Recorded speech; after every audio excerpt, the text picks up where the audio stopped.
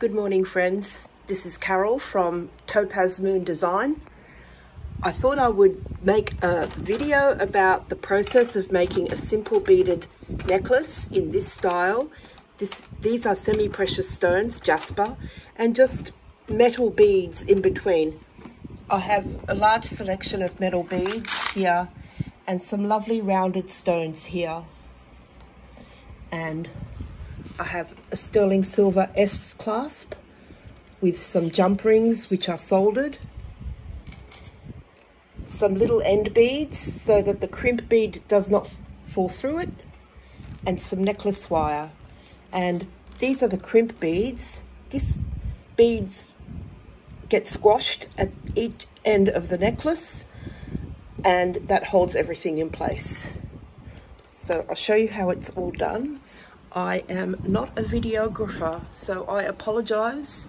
I've got my little stand here and I'll put my hands here and do the work.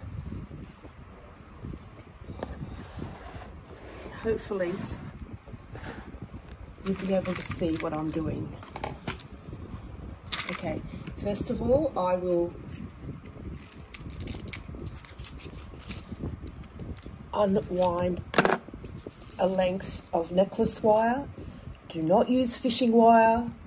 Do not use anything else to make a necklace besides necklace wire.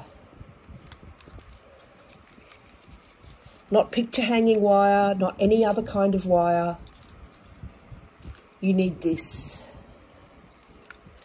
Okay, I haven't got the brand, but all jewelry shops have necklace wire.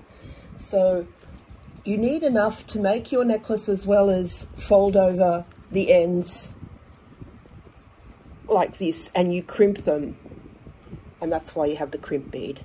So I'm just going to cut off a length with my snips.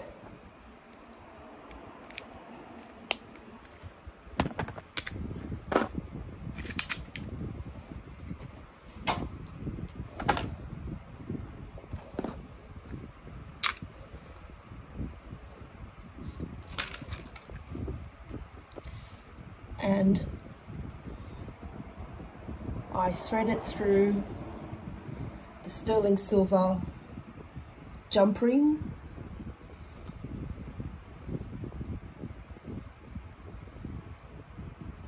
and squeeze it shut. Then I put a little metal bead in. The hole has to be big enough for double the necklace wire because it goes through both ends thusly.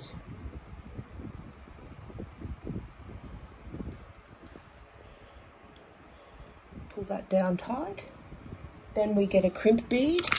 I should have done this in advance, I apologize.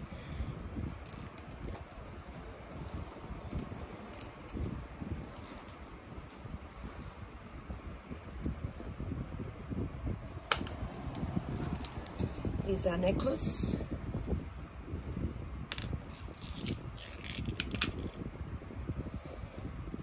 And we pick up a little crimp bead, which is silver plated. It's quite fiddly, this part, but the rest is quite easy. Oh, and I found some sterling silver earring hooks. So my next video will be about making a pair of earrings. Now, I'm just going to thread the crimp bead through both ends of this necklace wire down to the little silver bead. And I'm not going to use the crimpers for this. I'm just going to flatten the crimp bead just enough to hold everything in place.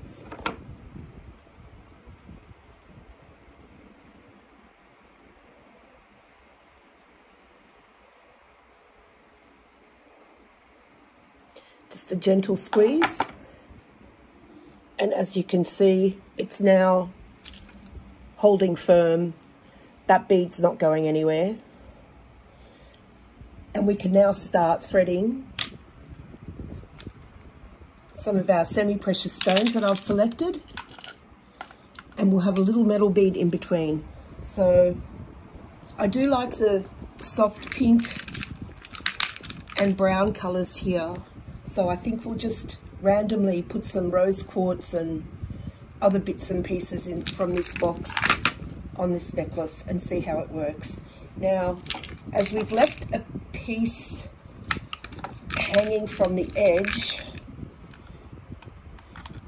you need a bead that's got a hole large enough for both pieces to go through, like that. Lovely. And then I've decided to go with these sort of turban style metal beads. Oh, I'm a terrible videographer.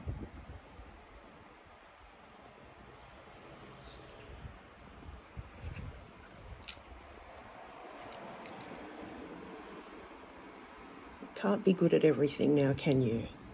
So that bead's in. So we've still got a few beads to cover that end, and then it becomes relatively simple. So I like this nice brown, I think it's some kind of jasper, or yes, it looks like it's some kind of jasper. It looks very nice with the pink. And another turban bead. This one's hole is a bit obscured. Grab another one in better condition. Shout out to all my friends on Facebook and Instagram, and my new Reddit friend Cindy and her mum Joan in New Jersey, USA. Thank you so much for the comments you left on my video about cleaning my jewellery, and also to my lovely niece in Thailand, Sarah. Thank you so much for commenting. And Karen, you're my bestie. Thank you, darling. You've always got my back. Okay, and because I'm inherently lazy, I thought, you know, all this tedious listing on eBay was just doing my head in. I thought, why don't you just make videos and hopefully somebody will see them and share them, and somebody might buy something from your videos. Trouble is, I'm hopeless at making videos. This bead is not working for me. It seems to be blocked on the inside. Let's try a different one.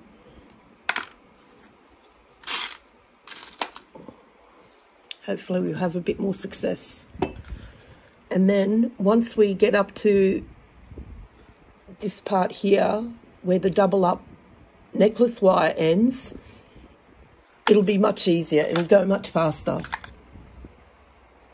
And we'll have a necklace in a matter of minutes. Okay, so we'll select our next stone.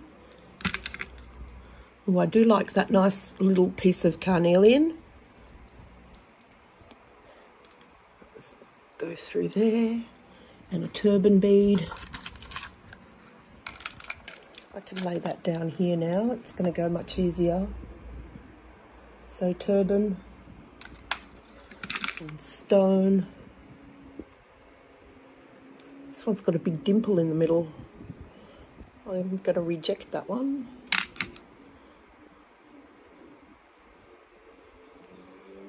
So I'm just alternating with a bead of stone and a bead of metal, things of metal and stone. I think this is called mookaite, this stone. I have no idea. I bought a bunch of loose stones from a wholesaler from the US called Shipwreck Beads. So shout out to them. They are fabulous. They have regular sales and discounts. They're very good. So you can see this necklace is starting to come along quite nicely. I think I'll go with the pale coloured rose quartz again now. So I'm randomly repeating the stones with rose quartz and a couple of others that look really lovely. So it's autumn in Sydney, and even though we're in Indian summer mode at the moment, I've decided to go with these soft pink and autumn colours because they look gorgeous together, don't they? And I think the big thing about making beaded jewellery is an eye for colour. I'm not a jeweler. I can't make jewellery like rings and diamond settings and things like that. But I do make nice beaded jewellery.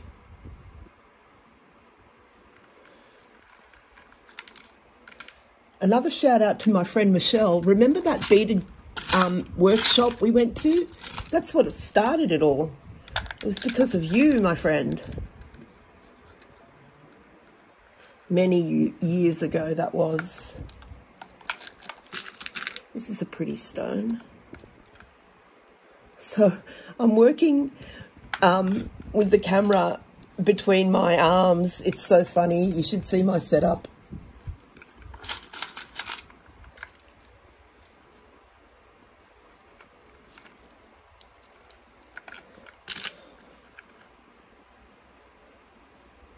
I do like the randomness of these stones. Look how gorgeous they look together.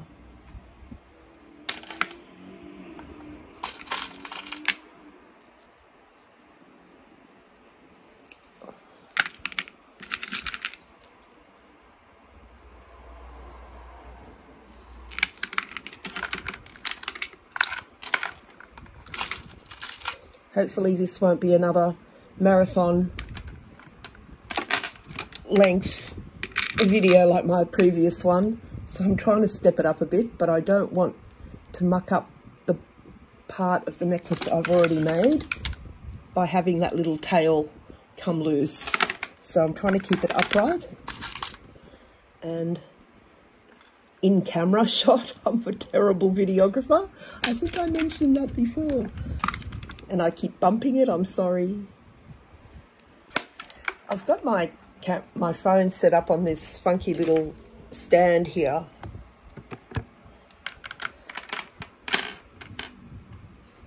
You know, it does the job.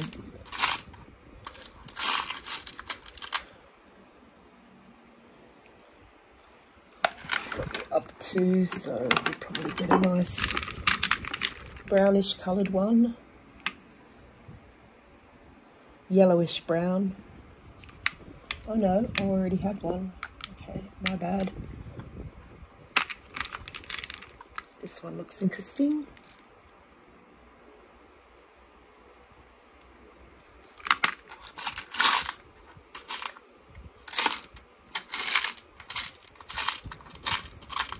I double checked I had enough metal beads, and I do. Just got to scrabble around for them occasionally. This is a nice piece of something. No idea what that is.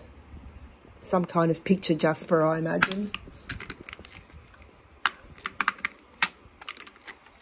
It's coming together quite nicely.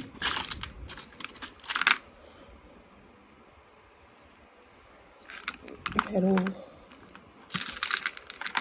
Pinky. Rose quartz. I do love pink. I have very olive skin and pink suits me.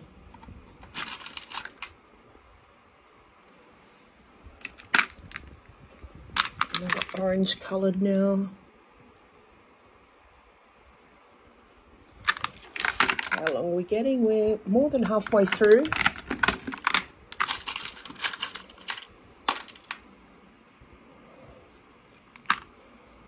Another annoying blocked bead.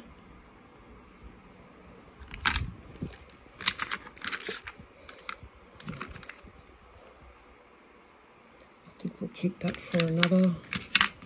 Oh, here's a good one. Maybe another greyish one, yes. Oh, they look beautiful together. So as I was saying before, beaded jewellery, it's really just having an eye for colour. And some colour combinations look amazing together. And I didn't know that until I started making jewellery, that, you know, orange can go with pink and brown and yellow.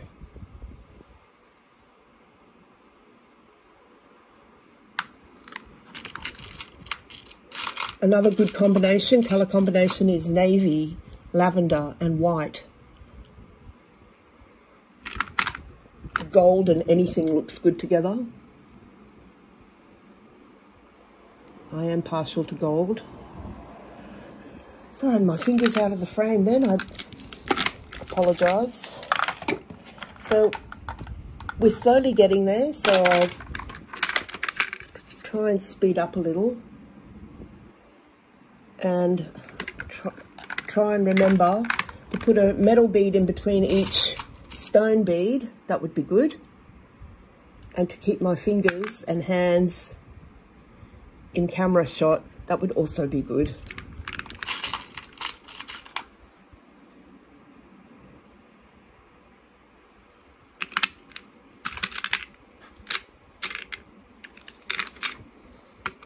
I think we'll go for a mustard coloured one now.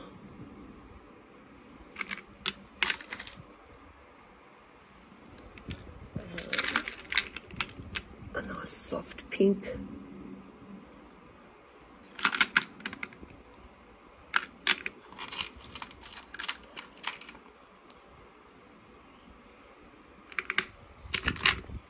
It's a greyish ivory coloured one.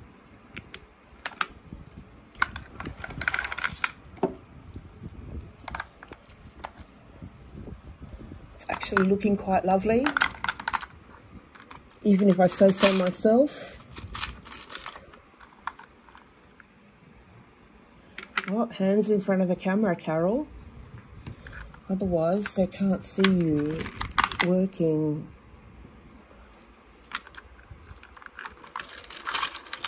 Getting to the business end of this necklace now. I'll go with another chunk of yellowish, whatever this is, quartz, carnelian.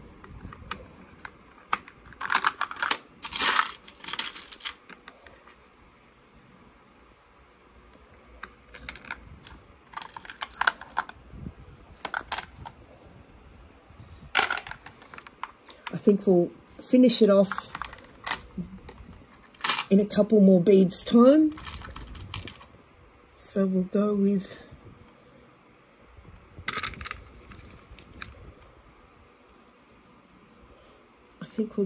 pink.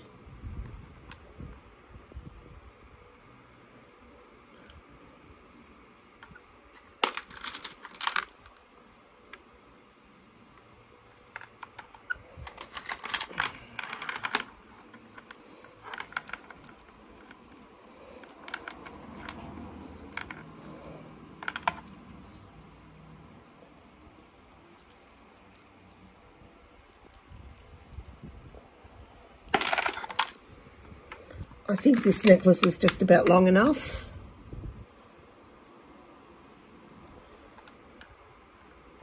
So we'll finish it off now. So finish it off with a piece of rose quartz. A round one like I started with. And our little silver bead. This is where it all gets a bit tricky, people.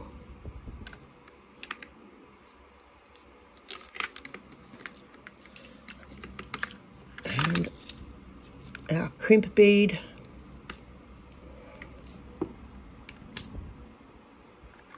Actually, I've forgotten something, haven't I? Yes, our crimp bead needs to be between the rose quartz and the little silver bead. The end bead, I should call that.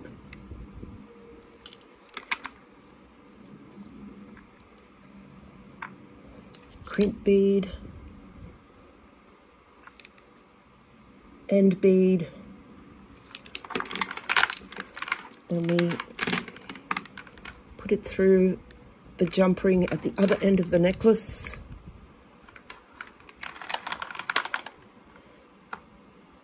Slide it on through. It's got to go through all the beads, as many as you can, before we squash the crimp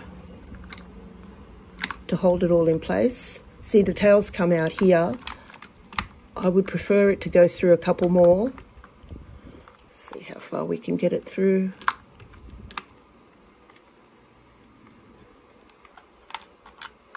It's hard to concentrate on making a necklace and making sure that my hands are in frame at the same time. Multitasking, not my forte. Just going to pull the end through.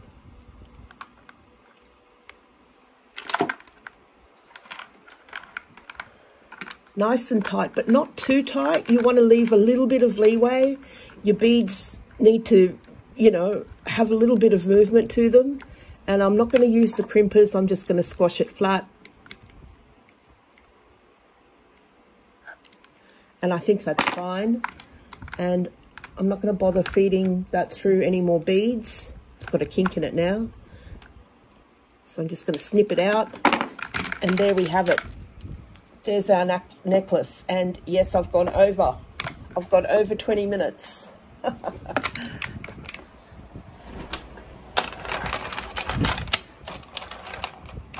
But that's actually really pretty. I'm very happy with it. Thank you, everyone. Thank you for your patience. See you again soon. Bye-bye.